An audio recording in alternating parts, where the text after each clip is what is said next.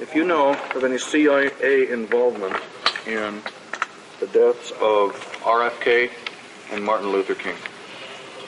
Well, you couldn't answer those questions. Nobody could, not honestly. Okay. Because it doesn't work that way. The involvement that is significant is the involvement in the suppression of the normal court procedures that any dead body is required to receive. What that means is a murder committed in the state of Texas must be tried as murder in the state of Texas. Okay. If that's not being done, the power that keeps that from being done is so enormous that that's where the problem is. And you don't identify that as either CIA or the Ku Klux Klan. Okay. But the power that can keep the state of Texas from carrying out a law that is carried out in every other murder case, because it's a law, is enormous. Now, whoever wants to define that power then is going to get to the heart of the matter. Everything else is irrelevant, because on the 29th of November 1963, Lyndon Johnson met with the Attorney General of the state of Texas, telling him wagon a car. Right after that, he met with J. Edgar Hoover. And in his hand, when he met with J. Edgar Hoover, he had a list of names that he was going to announce that afternoon as being the Warren Commission. But he wanted Hoover to take one last look at it, and Hoover had come in with his records, declaring that all these people were cleared to operate on such a commission, which Hoover did, with one exception. One was General Norstad. General Norstad was on the list, and somehow Norstad was able to get himself removed. I don't think he wanted to be on it. It had nothing to do with Hoover. Well, the meeting with Wagner Carr, coming as it did, what he undoubtedly explained to Carr was, look, in the case of the death of the president, we are going to have this commission. I'm not going to have Congress investigate it. He says, I'm going to appoint this top commission. They're going to investigate it. And he probably told Carr, knock off this murder trial, indefinitely until we get this commission. It couldn't have been otherwise. This is conjecture, but still, it couldn't have been otherwise. And then, since then, I mean, that's the president getting involved now. And since then, there's never been a trial in the state of Texas. There's where the power is. No other way to define it. It goes for California. Mm-hmm. I traveled, I've written this, so you may have seen it written. I have traveled to another country to talk with a person who, at the time Bobby Kennedy was killed, was standing 8 or 10 inches behind him, and he had stopped more or less for some cameramen who were in the way in that little doorway. So this person kind of bumped him. And at that moment, a gun went off in this person's right ear, and the bullet went behind Bobby Kennedy's right ear and killed him. Well, this person was so close that the gun caused serious trouble in the right ear, the explosion. That person was never called in as a witness, never asked about this or anything. And I saw the person in a foreign country. I don't know where. But if the court case in Los Angeles was, in a sense, as ineffective as even the no court case in Texas, I assume both are somehow related.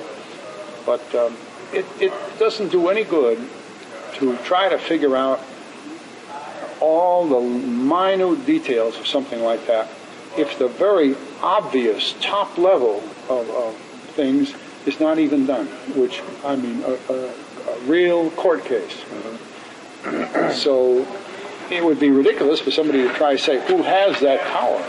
Sure. But it's pretty high up if it can keep a state from doing its required trial. And conversely, it couldn't be Castro or Khrushchev or the mafia. They don't control the state of government in the state of Texas. At least I don't think they do. Removes a lot of these things that say other people were involved. How would those other people have anything to say about the state of Texas? Now, maybe they do, but if they do, we're a long way down the road if that's true. Definitely so. Let's switch gears a little bit here.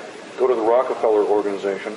I know we're kind of opening up a broad kettle of fish here with the Trilateral Commission, the Council on Foreign Relations, and Chase Manhattan Bank, and so forth. But is the Rockefeller Organization really the bunch of black hats, so to speak, that it's recently been painted to be? Rockefeller begins with old John D. And he started selling oil that came out of the ground in Texas and Pennsylvania. And he realized very quickly that something that came out of the ground for practically nothing and then sold for quite a bit more was pretty good business. And he began to make deals with the railroads and arranged things so that his company made a lot of money. Then he sent some scientists to Geneva to have the Chemical Society of the world declare that oil was an organic matter, therefore was probably was actually the product of the decomposition of formerly living matter. This process sort of proved to people that oil was in short supply. Like gold and silver, he created the fiction that oil had intrinsic value. And therefore they had a right, you can say, to sell it for a lot of money when really it was worth about the same as a bucket of water. Well, that may not seem like much, but upon that they built this enormous organization called Standard Oil, which is so big the government had to break it down. But in breaking it down, that's paperwork, just like breaking down a telephone company. And they pretty much stayed together, plus the fact that by that time he had bought control of one of the biggest banks in New York, had that control. And then the Rockefeller interests lost no time in acquiring the reserves of oil, major reserves of oil all over the world.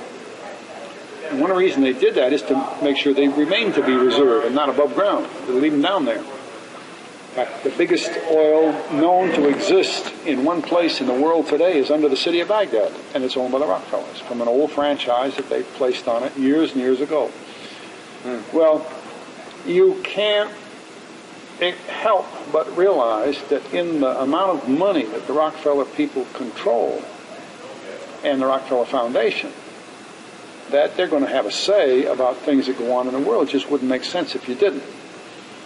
And in the process, the Rockefellers have knocked heads with some pretty powerful people. Nelson Rockefeller, for example, attempted to get Truman to accept the fact that the Cold War should be an economic war, such as we're in right now, rather than a military war. But George Kennan and his backers wanted it to be a military war and wanted the money to go to the military manufacturers and that sort of thing, armies and all that. The Rockefeller system laid back, but it doesn't mean they weren't powerful. In fact, they probably overall figured they could make money on both sides, and it didn't matter how it came up. Another thing people don't seem to recognize is one of the biggest businesses in the country is the beef cattle business and the dairy business. Out near Madison, Wisconsin, the Rockefellers have a called the American Breeders' Service, I think it is, where the finest bull stock exists in the world. And it's all, again, this old story of natural selection.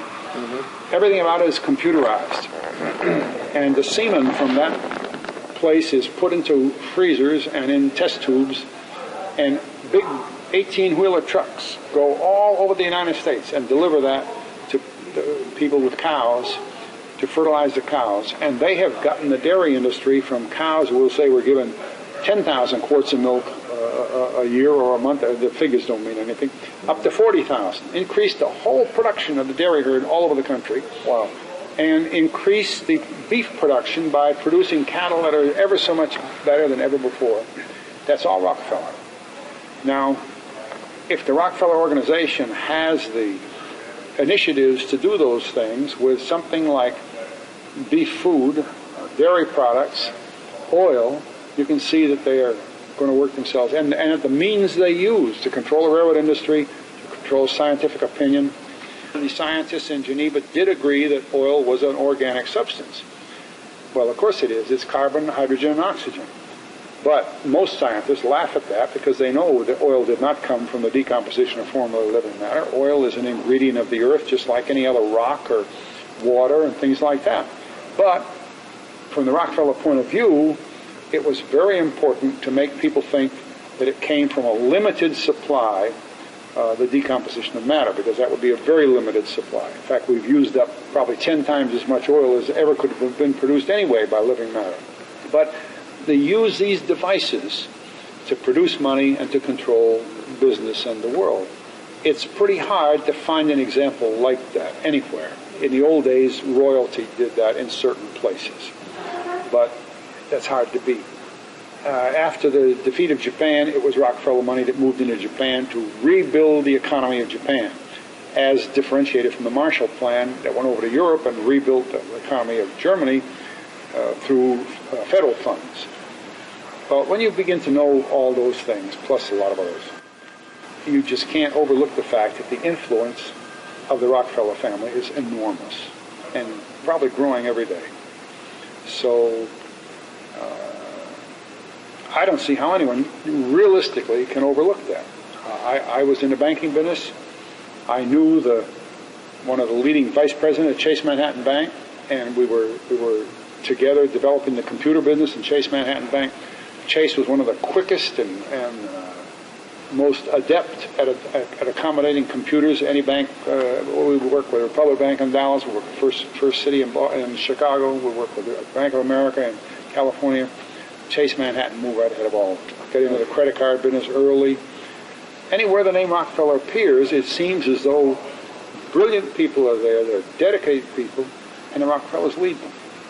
So I think it may be foolish not to recognize that the Rockefellers are pulling the strings and making the plans and making things work, and they control things. Okay. Any information on any current CIA mind control programs like Artichoke or MK Ultra? Oh no! Since I retired, I have had very little except social interest in the CIA, so I couldn't. You're out of the loop, so to speak. Yeah. That's why I retired. I wanted out. Got it. 9 years was enough. The article that you wrote at the end of High Treason, as well as the information that you're coming forward here with me, for lack of a better question, why? Why are you coming forward with this information? Is it because you have a feeling that the public has a right to know, or is it other than that? The article that Harry printed in High Treason, he had for many years. He was a professor at Harvard, and he was close, for some connection that I'm not familiar with an editor of the Baltimore Sun. And the editor of the Baltimore Sun was heaping onto the Kennedy administration the reasons for the buildup in Vietnam, which are part of the party line things that come out of Pentagon Papers and sources like that. And we were just talking, and I said, Harry, that's not true. I said, when Kennedy was president, we had in Vietnam very few fighting men. Very few. He said, well, what about the number 16,000? I said, well, there's a big difference between 16,000 and fighting men. And I explained all the difference of what from tables and listings and everything else. So I was very familiar with it. He said, well, so then he called me back a couple of days later. He says, hey, he said, the editor will print it if you write a story. And he said, he's open-minded, he'll print it. So I wrote what you see in the back of Harry's book, and the editor wouldn't print it. So Harry liked it, and Harry kept it for years. Meanwhile, he was writing this book, and he just figured there had to be somewhere in the book to put it, and he put it in there, and he didn't tell me till later, which started with me. I had written it for publication anyway. And Harry, being an honest man, sent me a check for it, which I didn't think he owed me.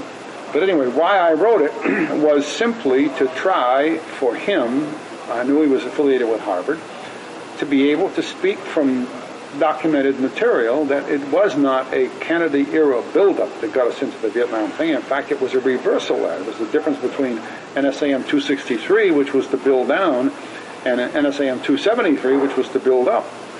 So that was the origin of it. That's how it got there. There's an awful lot of that. Even this POW MIA business goes back to that, because a lot of the men who are on the MIA rolls actually were CIA people, not military people. They have no records. They have no way to say who they were. They don't want to admit they had spies working in Laos. The Laotians would hit them immediately if that was why they were trying to find old John Jones. He was a spy and we lost him in Laos. Well, they wouldn't want to do that.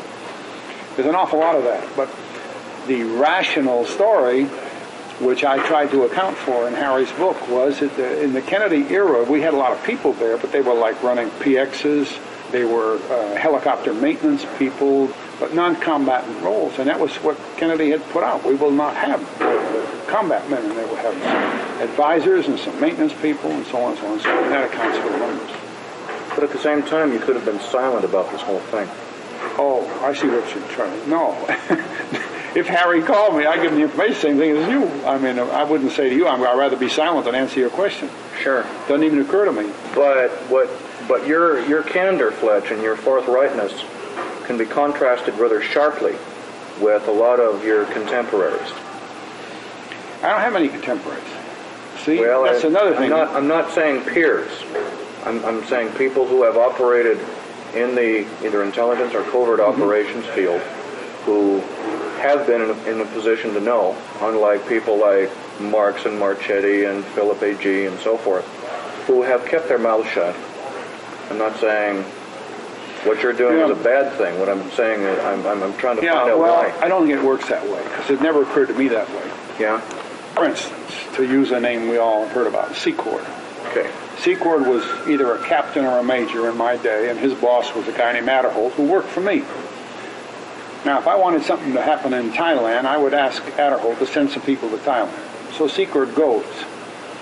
Now, if he doesn't choose to write about what he did in Thailand, because he did it right up front with some people, knew where he was and what he was doing, that's a completely different thing. But for me to say what was going on in Thailand, I was in the Pentagon, remote from Thailand, so I write about it purely from where I sat. I don't say I was in Thailand doing this, but I can talk about the project that was in Thailand, because I set the people up for it, I sent the airplanes out there, and so on. I look at it completely different, and I don't think there are many people, I don't know, even the guys I dedicated the book to, my buddies, I even cellularized their work. And when you come right down to it, if I see things in a book somewhere that are absolutely wrong, then I think probably I ought to write a little bit to try to correct it. And that's what an awful lot of what I did where it was. I see. When I wrote The Secret Team, it was just a little article, the magazine in Washington Monthly. Inconspicuous little magazine. Sure. And I wrote that because I had been talking with Derek Scherer. And Derek said, nobody knows that this exists. Nobody knows that we have that. So I wrote this little article. Before the Washington Monthly came out, before I saw the article in print, 2 editors came to see me and said, that's the substance of a book. Will you write a book for us? People I didn't ever know, I hadn't even seen the article. I was surprised. One of them came down with a check in his pocket. The other one came down with a notebook. So I with a check in his pocket, I shook hands with him, so I go home and start writing. Well, what they were after is what they could see in just that little article, that there is a layer here that makes things happen, and everything down below, and so it tied together things that they couldn't get any other way. I see. And that's what put the book out. It never occurred to me that it was anything but autobiography. This is what I did. It's my own. I was not a reporter. I wasn't a writer. I wasn't a researcher or a student. I was just writing. I sat down and wrote what I did. And that's a lot different. Sure. It also contrasts with the kind of classified state secret type information, the naming of names that makes, or at least made, Philip A.G. move to Switzerland. Yeah, he probably went to Switzerland with a ticket bought by CIA. I don't think he's ever left the agency. I've read his stuff very carefully, and I don't think it's anti-agency. I think it's pro-agency. The same as Ellsberg handing out the Pentagon papers. That was pro-agency. Same as Les Gelb collecting the papers. That was pro-agency. Les Gelb being now one of the senior guys in the New York Times. That's pro-agency. Those things don't happen.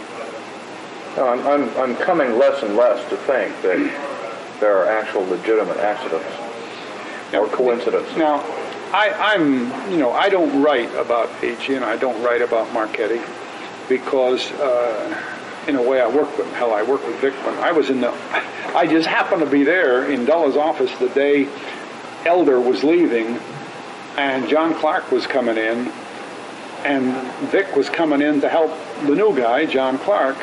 So I've known Vic since way back in the halls up there, and he was not a supernumerary by any means, but he wasn't he wasn't Des Fitzgerald or something like that, but he was there. Another thing was he was there all the time. He knew what was going on. So I know exactly the circumstances he were in. When he writes, he's been writing very truthfully. No problem with it. But some of the other fellows, when they write, I mentioned one in the book here because it was kind of fun. Anyway, I got a whole chapter about this guy that wrote an article under the supposedly explaining the Ellsberg situation at Chester Cooper, I think. Okay.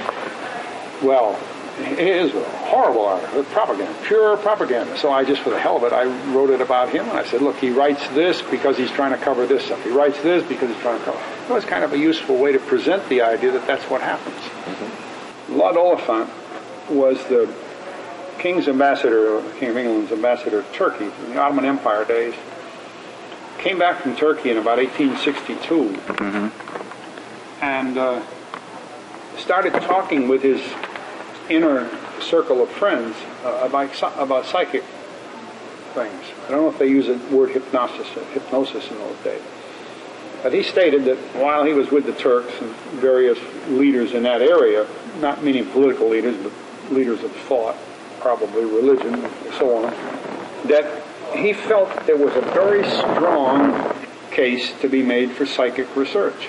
And as a result of his strong interest, people like Balfour and other top leaders in England eventually created this British organization for psychic research, which trickled over into the United States, and people like Leland Stanford and others all the time. And it became a very active business for these people in very high leadership positions.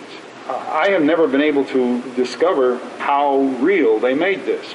But I have a feeling that they believe it's very, very important, and they don't want people messing around with it, and they don't want the uninitiated to become aware of it. It trickles down into skull and bones and things like that, but I don't know how to evaluate it beyond Skull and Bones meaning a secret society? At Yale, yeah. I see. Which Bush is a member of. Many of the more prominent people in this country are members. If they come out of Yale, Skull and Bones, they're very, very important organization. That sounds really reminiscent of the Club of Rome or the Bilderbergers or well, no, much more focused than that. The Bilderbergers is an interesting thing, but I don't think it's got half the power people attribute to it. I think it's more a group of people who have common interests, and they you might almost say a Rotary Club has that, where the people cooperate with each other in a business. But it's not a focused organization, the Rotary Club. No, very broad. But to my way of thinking, when Bernhardt created the Bilderbergers and brought in people of importance, it was that had power anyway, and it became more powerful because it was. See, the power of association is really what's strong. Any 1,000 people, if they would really associate, if they would really organize themselves, could do damn near anything they want in this world. If you could do that. Association is very strong. Even 3 people can do about 10 times more than one person. Sure. So we have to think about those things. Those are just natural laws. And but I think the Skull and Bones is focused directly within the Yale community, but I think that's what makes the Yale community so strong. But it's got its roots in the theory behind psychic phenomena? I would assume so, but I think it's got its roots also in theories just behind ordinary power, the use of money, the use of power. Really? And that sort of thing. I taught at Yale, from 46 to 49, and it's right at the time when Bush was a student there, Bill Buckley was a student there, and a lot of others, and because I was a member of the faculty, I made a lot of good friends in the faculty crowd and everything. And Yale is a very powerful, self-focused organization. Mm-hmm. Not just anti-Harvard. I mean, there is a lot of power emanates from Yale. And Skull and Bones is the epitome of that. Well, just by coincidence, a person I used to know had been the CO of Okinawa. Mm-hmm. Back when it was still, very, very much a military installation and not just a resort that it's becoming today. And I got him to write a letter to ONI for me, Office of Naval Intelligence, to ask them if they ever had any psychic research programs underway. Well, I know darn well they did, but I wanted to see what they'd say. And they said, no, of course not. We've never been interested in this. We are not now, and we have no plans to be. And I figured that, well, if they could give this song and dance to the CO, or the former CO of Okinawa, the largest military installation in the Pacific, that their level of denial is pretty ironclad. It's pretty high up. Well, see, by going to ONI, you're going also to another Skull and Bones. ONI is not part of the Navy, really. ONI is itself, and is the most powerful intelligence organization in the country. Really? CIA has nowhere near the ability and history and background of ONI and the individuality too. ONI goes back again to British roots, Okay. and to very strong British roots. It's as much. It doesn't. You can't match ONI with the Army's intelligence, with the Air Force intelligence, or with Central Intelligence. No way. ONI is very separate. Correct me if I'm wrong now. When the OSS was created during World War II, didn't Wild Bill Donovan then, through the metamorphosis of the National Security Act in 47, then make it become the CIA? Isn't that how it happened? Well, yeah, but the OSS, a lot of people forget, was under the Joint Chiefs of Staff during World War II. They were not by themselves. Okay. And Donovan took orders, in other words. And their work was not intelligence. It was activity, action, operational. And in some places it was absolutely brilliant. And a lot of action they took was what you might call business-oriented rather than military-oriented. The contacts they had in Germany were the contacts that American business had or American law firms had in Germany. The contacts they had in Hungary the same way. And when they picked up Galen at the end of the war, they just extended that back into the Ukraine and Eastern Europe. And so the OSS had a short life, but had access into areas that were pretty important, but mainly through, again, their adoption by the British. And so that when they went to the Jedburgh schools and things like that, they were getting pretty good training. But they were still individuals. It didn't have any roots, really. And at the end of the war, Truman and his associates felt that one of the real problems was that U.S. intelligence was not coordinated. And this carried over into Congress, because Truman was a senator and knew everybody in Congress. He said, look, by God, we're going to have intelligence. Let's coordinate it. Let's do something right. One of the first things he did was abolish OSS. He saw no value for it. And that got, you might say, the businessmen out of intelligence, he thought. Well, they preserved an office called Office of Policy Coordination, OPC. And OPC was preserved because they had these agents that you just can't cut off. I mean, they need support. Their lives depend upon it. Some guy working the Ukraine that's been there, put there as an agent, you've got to keep contact with it. So OPC was put under Frank Wisner, who was Alan Dulla's closest associate in Europe during the World War II days, and both of them active in OSS. And OPC was technically under nobody, but the head of it, Wisner, had to be nominated by the State Department and approved by the Defense Department, or vice versa. So even that was a strange thing. But what it meant was that it was just hanging there, trying to keep together some assets and resources and techniques that would have just collapsed without that kind of protection. And then in 1947, the end of 47, November, the National Security Act was passed, and the main thrust of that was to create the Defense Department and the National Security Council. And a lot of people have ignored this, but under the National Security Council, then they stuck this central coordinating organization. And the only operational word in the law with respect to CIA is the word coordination. The word collection, for example, the fundamental business of intelligence, doesn't appear in the law. The word collection. The word collation doesn't appear in the law. It's coordination. That's what they thought they were buying.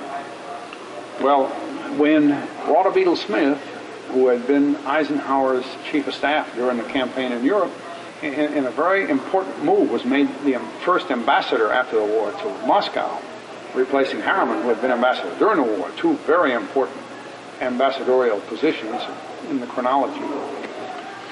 Beadle Smith came back from Moscow in Truman's term and was made head of the new CIA. Not the first head, but he was made head of the CIA just about the time the Korean War started. He told Truman that he wasn't going to put up with this foolishness about OPC. He was going to merge it right into the CIA and run it from there on out. And he got away with it. So that was the residual of OSS as it got into the CIA. And then in 49, Truman asked Alan Dulles and a man named Matthias Correa and a man named Jackson to study this new CIA and find out what the hell was going on. Well, he must not have realized it, but Alan Dulles was a speechwriter for Thomas E. Dewey, Truman's That's rather opponent. early on in the secret team. Yeah. And unaccountably, Truman won the election, And that ended Dullah's efforts, but when Eisenhower became president, he brought Walter Smith over in the State Department under John Foster Dulles, and he put Dulles in as head of CIA. So you can see the maneuvering on the business side more than anything else. Well, the funny thing about the two Dulles people that most people have discounted, going back to your original thrust, is that whenever they traveled around the world or anywhere giving speeches, they did it under the auspices of the World Council of Churches. And what that meant, they were getting back into the English business, into the area of psychic research, into the groups that were involved in that kind of thing, and promoting that around the world actively. So in between jobs in the government, that would be the way they traveled. When they're in government, they had a portfolio. Allen Dulles and John Dulles were both traveling under the aegis of the World Council of Churches. World Council of Churches. That was their, if they were speaking in London, they were there not as former this in the government or not this, but speaker from the World Council of Churches. The same Allen Dulles who was on the Warren Commission later on. So the same guy, This was certainly at wild variance with the party line in this country that says, well, you see, they were both senior partners. They were both senior partners of Sullivan Cromwell, the biggest law firm in the world, the most powerful law firm in the world. And Sullivan Cromwell had enormous business contacts in the pre-war Germany. And when the war started, World War II, they refused to close their offices, and they stayed in Germany. And and Foster Dulles was finally ordered home after Pearl Harbor. And then he closed it. Well, that meant that their close-up relationship with key Germans was hot. So they put Allen Dulles in Geneva to keep up the relationship, calling it an OSS job, when really he was just doing the Sullivan Cromwell job. And that way they kept the thing going. And the Cold War came out of that when Russia finally got back to the Romanian border on about 1st of September in 1944, a year before the surrender of Japan, to put it in the chronology. Frank Wisner, working for Dulles, was in Bucharest, and he arranged, what happened when one army leaves and another comes in and a thing like that is the German armies were getting the hell out of there, fast they could move, and so there was about a 2 weeks hiatus between the departure of the Germans and the arrival of the Soviets. And the Soviets were coming in slowly. They were looking into everything as they moved. They were organizing everything as they were taking over everything. So they moved and moved and moved. They weren't rushing after the German army. They were just coming in slowly. They were taking over for forever, that kind of thing. They were doing it right. Well, in that 2 week hiatus, Wisner and a bunch of Nazis and ex-Nazis that he'd been working with, convincing them that there was a future for them, wrapped up all the Bucharest records from the Ukraine and everything that the Germans had put together. Absolutely fabulous and most important records. And in order to get them out of Hungary, including the people of the Nazis he was working with and Nazi sympathizers who were Romanians, he took 750 American war prisoners, mostly aircraft crews, and called headquarters and said, look, we got to get some Air Force planes in here right away and fly these guys out of here.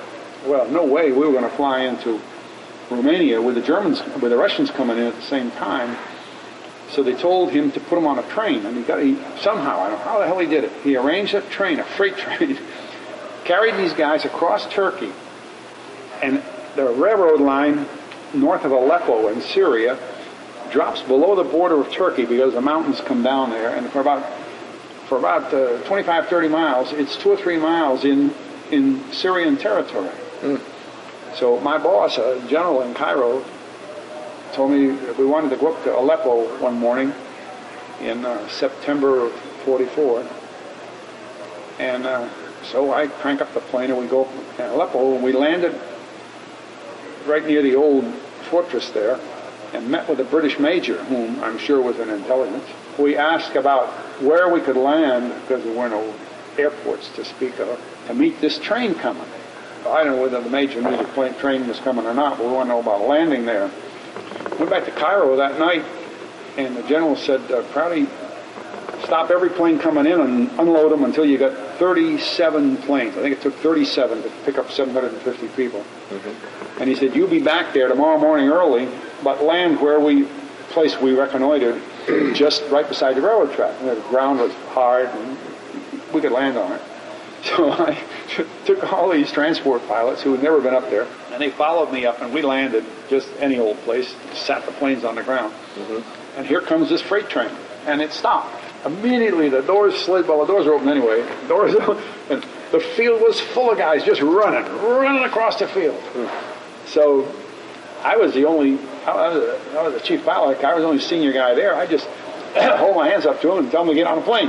When the plane was full, I waved it off and got rid of it, and so on and so on. And back on there, we had brought some nurses with us, and my plane was a VIP plane, had comfortable seats, and we'd put up some cots. And finally, we got down to the last load, and these poor guys were coming out on crutches, either with one leg or one or two of them with no legs. And the only reason they lost the legs was that was the way the natives, the barbarians, had cut the leg off rather than put them in prison. Just cut the leg off at the knee. Neat cut at the knee. And these guys, that made them prisoners. They couldn't run. And we finally, my plane was full of those. I think I had 25 or 30 of those guys on my plane. And then there were a bunch of guys standing on my plane. And of course, everything was hurry, let's go. And so I took off last. I took off with the nurses and with the guys that were hurt, and with these extra guys in the plane. And we, on the way down to Cairo, I went back to see everything was going and realized that I had a bunch of guys on there that weren't Americans. I've been told all these guys are POWs. Mm-hmm. And I still have to this day, these guys are writing their name on the back of Bulgarian money or whatever, and I still to this day have those money and the names. I could find them, but I can't read the damn names. They're in Cyrillic language. Well, we flew to Cairo, and the legitimate prisoners were sent right over to a hospital immediately. And these other guys just went into thin air. Well, that was the first act of the Cold War. That was the first action by military authorities in the United States against our Russian ally. This was because these were pro-Nazis. We were saving an element. Then I began to realize that ran all the way through the Nazi element in Germany. Certain ones realized they were being selected by business contact to survive the end of the war. And I don't know whether you ever noticed this or not, but the foreign minister of Germany at the end of Hitler's days was a man named von Krosigk. And von Krosigk made a speech on the 3rd of May in 45. The surrender came, I think, on the 12th or 13th of May. So before the surrender of the Germans, he made a speech in which he said that the world should recognize the Soviets were marching across Eastern Europe and lowering an iron curtain that would close Eastern Europe off from the rest of the world as long as there was this cruel and everything Russian domination. The speech was not for Germans. The speech was for the rest of the world. Winston Churchill read that speech in the publication of the London Times on May 3rd, 1945. It's still there. Anybody who reads that time will see that speech by the German. He wrote to Harry Truman, whom he had never met. And he called that to his attention. But he didn't say he was quoting. He just said, you know, the Soviets are lowering this iron curtain against Europe. Truman thought that was wonderful. He wrote back to old Churchill and said, hey, how about come over here sometime and let's make a speech out of this thing. So in 46, Churchill came, got on a train here, the presidential train, went all the way to Missouri on the train with a whole bunch of reporters where he talked to all of them on the train, softened them all up, made this great speech in Westminster, Missouri. And so Churchill is supposed to be the father of the Iron Curtain, but he isn't.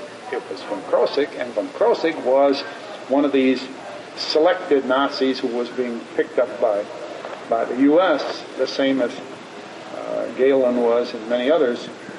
And that was the birth of the Cold War. I was just going to say that it's interesting that I would utter these words within the confines of the National Press Club, but being a journalist for 14 years, I've heard it often said that journalists never print the truth. They print what people say. And the fine line between those two is very interesting, because here you know the true genesis of the phrase Iron Curtain, whereas that's not what I was taught in high school. But that's been printed in the New York Times. I wrote that in a letter to the New York Times, and much to my amazement, they printed it. So I can show that to anybody now on a page, on the editorial page of the New York Times. Mm-hmm. And they not only printed it, but they made a big illustration, which was quite apropos. So, see, your statement is pretty good. Not that reporters don't write the truth, Reporters write the truth. The editors won't print it. The editors re-edit it or just plain won't print it. The biggest job in the editorial game is omission. Reporters write. Some of my best friends are top-notch reporters. One of them had an office over here on Pennsylvania Avenue. I went over to meet him for a prearranged lunch. I walked in his office, and his little secretary, who knew me very well, looked at me, and there were tears coming down. She said, "Go in his office." Oh. So I went in. He wasn't there. There's a hole in the wall. She said, "That's where his typewriter went." He was working for Newsweek. He had worked late Friday night because his material was going to be the cover of Newsweek, the cover article of Newsweek that next week. And it goes to bed Friday night, Saturday and Sunday they get it out, and Monday it hits the stands. When it came out on Monday, they had put another article in there, and his article was junked. In other words, what he printed was right. I knew what it was right. I'd talked with him a lot about it. They decided on it. He was just so goddamn mad, he threw his typewriter right through the wall, quit, and left. About 2 weeks later, he's an assistant editor of New York Times. I mean, he's a talented guy. Yeah. But when they hurt him too bad sometimes these guys they believe in what they're writing. Oh, sure. So most of the writers I know write truth. It's the goddamn machine that won't take the truth. And the machine hires the editors. Mm-hmm. The owners won't take the truth. The editors are forced to print it that way. I sit in the club here with writers and editors all the time. I have no trouble with them. Mm-hmm. But they cannot print, or I talk to them just as freely as I'm talking to you, but they won't print it. And I don't mean by that I don't mean anything by what I say, but what I mean is I can talk about things I know about. Like I was the pilot on this flight with these guys coming out of Bucharest. I know who was on the plane, and I still have mementos, and I still have photographs. Mm-hmm. But they won't print that. Interesting. But see, that goes back to how the OSS was fitted in to the CIA. And wittingly, when Beadle Smith and Wisner, and then later Allen Dulles got into it, they totally ignored what the law said, that it should be a coordinating organization, and made the CIA into an operational organization with intelligence as its cover story. And it still remains today because so few people even look into it. I don't know whether you know it or not, I spent 10 years in the banking business. And they were interesting 10 years. I went to the Graduate School of Banking at the University of Wisconsin. And that school is run by the American Bankers Association, and you're not supposed to go unless you've been a banking officer for 10 years. So that the people who go, 1,500 a year, it's a very interesting school. 1,500 a year, and accumulating 3 years, there's 4,500 key bankers are involved in this thing by attendance at the campus and then by correspondence during the year, and it's a real laid-on course. You really get important work. Well, while I was there, because I could spell the word computer, and most bankers couldn't, I was made a charter member of the American Bankers Association Committee on Automation Planning and Technology, because in the mid-'60s, bankers, one of the latest professions to hear about computers, were being persuaded to get into the computer business because banking and computer work is built for each other.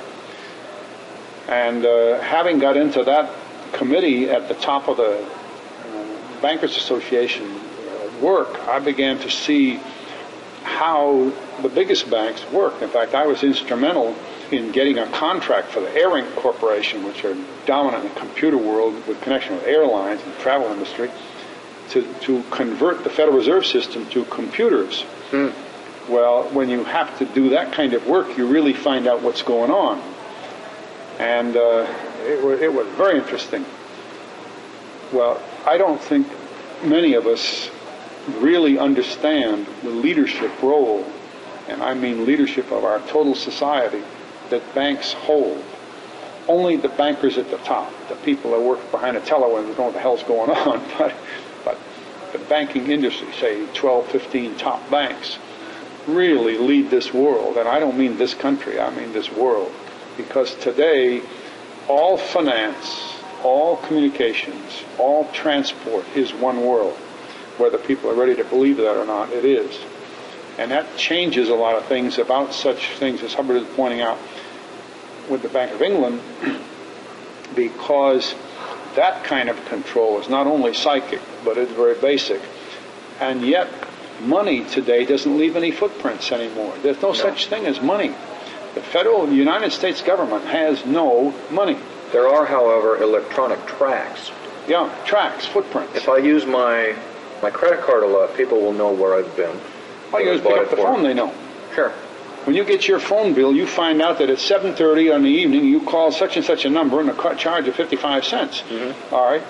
When you think that that thing is studied by a computer, if it's a matter of interest to the powers that be, they know you made that call and who you called. Sure.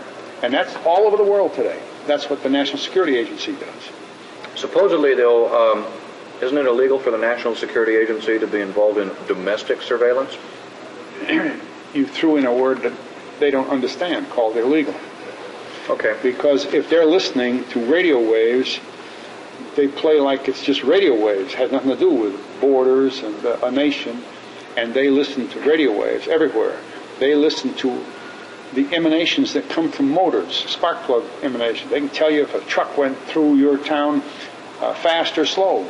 They listen to the changes in the high-tension wire transmission waves. So they know when all the lights in Topeka come on and when all the lights went off. They know when a bunch of Russian trucks are going through the forest to a place. They know when the utilities come on and turn off. They know so much about what is going on that is transmitted electronically by all means that they can't do it by borders, and they just do it totally. So if they happen to pick up your phone call, that's just part of the game. Certain doorways that are commonly used, like say entrance and exit of the Pentagon, where 35,000 people work, or a major supermarket in a big shopping center, can be implanted with devices that can just about tell you who's going through. It's complicated, and it isn't. I don't think it's used all the time, but it's used to follow people that they know are there. There are all kinds. You can sound waves reflect on windows that devices, laser related to Doppler devices, can tell by the reflection on the window what's going on, or even what's being said. Sure. I used a word earlier that I should correct. When I say that the NSA listens to all this and knows, they don't know. They record. It's a computer that then sorts it out later by desire, because they know either your voice or your number, and then they can know what you said. But the indiscriminate picking this stuff up is so voluminous that there's no way they can know what's going on. So it would force then some operative within the NSA to also look through a needle in a haystack. That's right. But the computer does it for him. But if he doesn't look for it, the computer won't find it, because the computer wasn't told. There still is a long gap between all this that the human brain is running. Okay.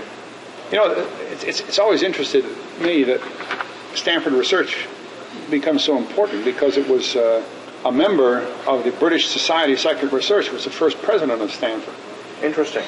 And Leland Stanford, in a seance, talked with his son, who was dead, and his son told him to create a university. Interesting. That it was important to have a university. Yeah, I recall you mentioning that, yeah. So the linear approach to Stanford goes through Leland Stanford, comes from the British Society of Psychic that he was a member of. And then when he set up the university, he took the president of either the University of Indiana or the University of Illinois, who was also a member of the British Society of Psychic Research, and made him the president of Stanford. I ought to know his name, but I can't at the moment remember it. Interesting connection. So the line is pretty clear on how they put this thing together, and the prominence of SRI in many, many things. For instance, SRI ran what we call the energy crisis. They prepared all the propaganda and the steps that were organized. And they got the Center for Strategic and International Studies here in Washington to do the propaganda work. And the thing was orchestrated magnificently by SRI. And it cost us $600 or $800 billion. That's pretty important work. Let's go back to your friend in Huntsville, Alabama for just a moment. I know that you and I have discussed this on the phone, but I'd like you to reiterate just a little bit. You and I can both pretty well agree that MJ-12 is a hoax, or appears to be. Yeah, I don't find it credible. The material they use doesn't stand up. I think it's like the report from Iron Mountain. I think somebody wanted to say something and get some people thinking, so he used the device. You think that the report from Iron Mountain really isn't what it says it is? Well, it's a novel. The guy wrote a novel. He made it up. Well, that's what he says. But what he put in it is perfectly true. In fact, the statements he has in it, I heard in the halls of the Pentagon at that same period almost daily. And the thing is, you see, he's taken information, let's just say like if somebody recorded what we're saying and then decided to write a novel and use the same words. I mean, it's a device that a writer will use. But Lewin has written a very clear article about what he was doing. He said he knew this stuff. He figured it was important. It was going through his mind and his relationships with people. So he wrote a novel to say it. And it's a pretty powerful way to deal with it. And a lot of people who knew what was going on at the day took offense to that because he opened up subjects that they didn't think should be in a public domain at that time. But he said, what the hell, it's just a novel. You don't have to believe it. But they did believe it, and it upset them.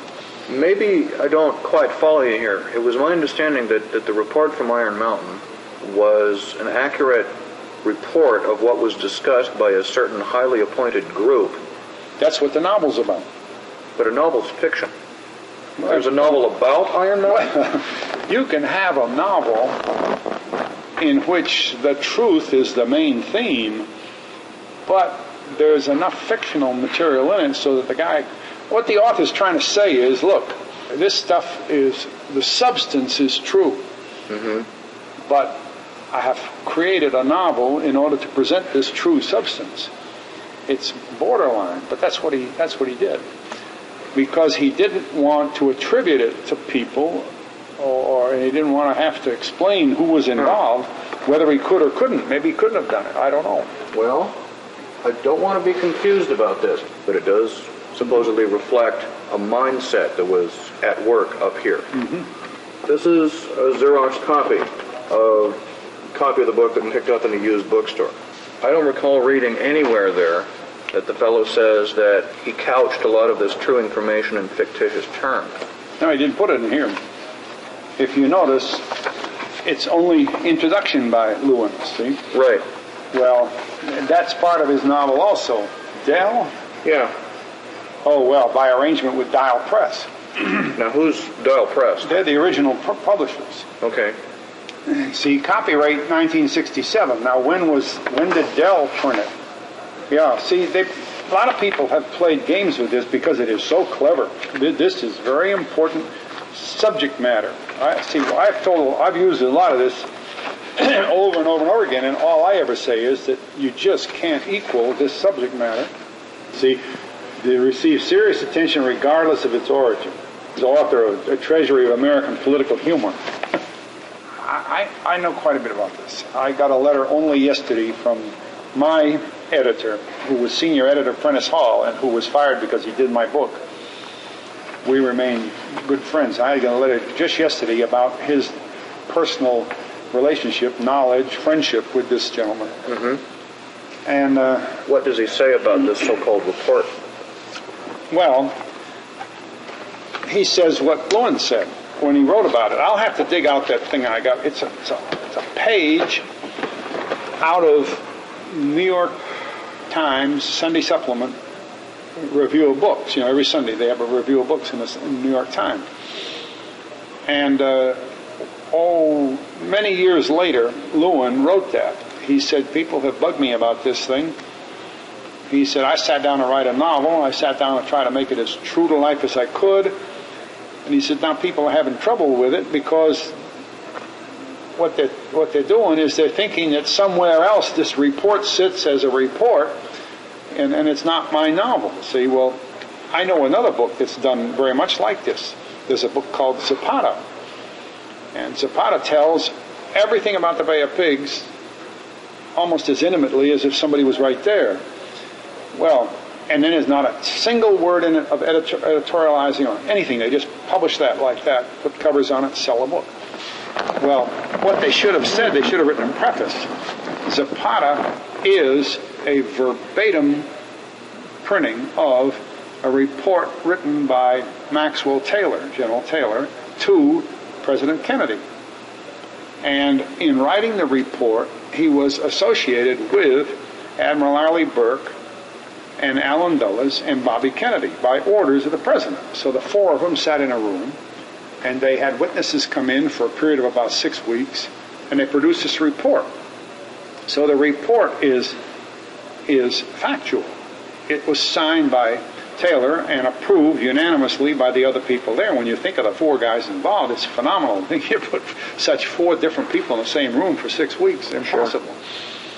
So the report is as accurate and as true as their knowledge of the event could create, considering that they listened to a whole stream of witnesses over that period. And it just happened that where they were working was just a few rooms down the hall from me, and a lot of the witnesses who were friends of mine sat in my office until they were called and drank my coffee and talked with me. And an amazing thing. Well, now, if I had taken that report and decided not to do what these other publishers did, but put it out as a novel and sort of dressed it up a little bit more, I could have written a novel about a true report. In the case of Lewin, he maintains there is no true report, that his true report was part of his novel. So he structured it. But my interest in it is that when I first read it, years and years ago, I had the feeling I was sitting down to lunch with people I used to go to lunch with daily, like the McNamara Whiz Kids, Ed Katzenbach and people like that, who were very important people at that time. And they were saying the same damn things that Lewin was saying in his report from Iron Mountain. So I kept thinking, maybe there is a report. Maybe it was never formalized, but geez, I've heard these same things said, that without war we can't run this country and all that sort of stuff. Yeah, I've heard, and of course Ed Katzenbach was Dean of Princeton, a smart man, knowledgeable guy, and then many of these other guys that were working in that same era up there, there were never so many PhDs in the Pentagon as there were in the Kennedy era. So I have never talked personally to Lewin, but what he wrote, my belief is he learned from associates and then set it down in this form that he thought he could put out without having to say, well, I got this from so-and-so and I got this from this guy and the report says this. He just writes the whole damn thing, says, here it is, read it. And for subject matter, it's incomparable. It's accurate, timely. He bridges the right months and years. He has the subject as stated as well as any authority could have, but he doesn't attribute it to anybody. He just says, I wrote that out of my own head. Well, that's his way of presenting the story, and it's a powerful story. In fact, today it's more powerful. Right now, as we sit with troops out in the Persian Gulf, the book explains why we're there. Bush can't run the country without putting his tanks out somewhere. Panama, Grenada, the desert, and the next place I don't know where, but he can't run the country without that. And that's what Lewin is saying. Lewin also mentions the possibility of the biological catastrophe as a means of taking all of this war machine money and put it and still spending it without war. Yeah. And that will probably be part of the game, but I don't think that it will be part of the game until they have, and probably have already done it, developed the immune technology, because overriding all of it, if I were going to write the report of Iron Mountain or the report of any of this stuff, I would make the title a very simple single word that everybody understands. I'd just say Armageddon. And it explains everything. Because if you have a way of getting rid of people the way Malthus thought we ought to do, or Darwin, you at least have got to preserve the 144,000. Believe it or not, you may have heard this, Caspar Weinberger used to speak a lot publicly, and at one point a student up at Harvard asked him if he believed in the Armageddon. He says, I sure as hell do, and hope it comes right away. In other words, he's saying, my number's on there, so I'm okay. Weinberger. Caspar Weinberger. Former Secretary of Defense? Yeah. And the question and answer is recorded. What an interesting revelation. Yeah. Yeah. Sure.